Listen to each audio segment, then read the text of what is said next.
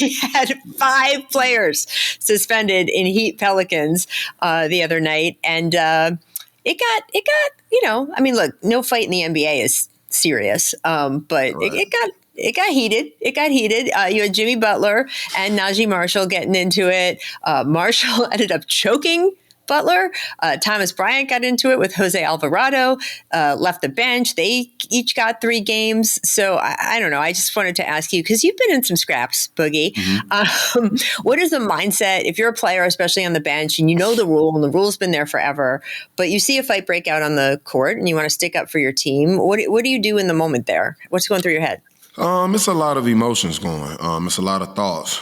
And when things just kind of happen spur of the moment, being an athlete, being a professional athlete, a lot of things are just reactions. It's instinct. So, being role players, having certain roles on teams. Some guys are there to be, protectors, protect the stars, things of that nature. So every situation is different, but for the most part, if you're a role player, you want to protect your stars. You want to, 1, protect them from harm. 2, you want to protect them from doing anything that's going to then harm or put the game in harm's way.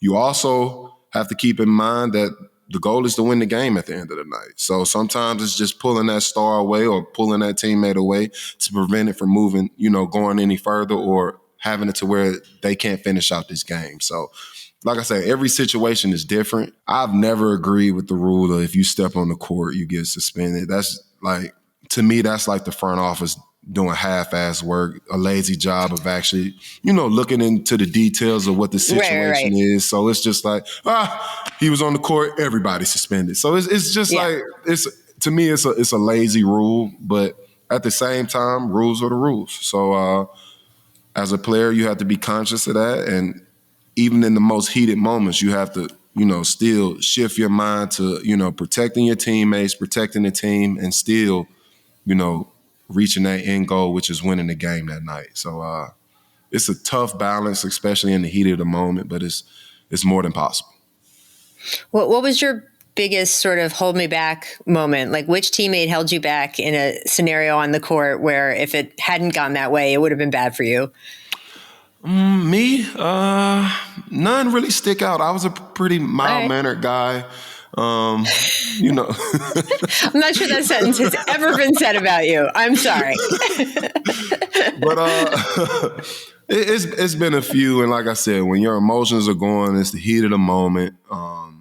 You always do need those teammates to kind of bring you back to reality or bring you back to a place of calmness and just, kind of help you refocus. So it has been situations for me, and like I said, that's a part of being a teammate, protecting your stars, protecting guys from harming themselves and also the team. And, the main goal every night is to go win the game. So I appreciate every, teammate that kind of righted that situation for me or put me back in a place of focus.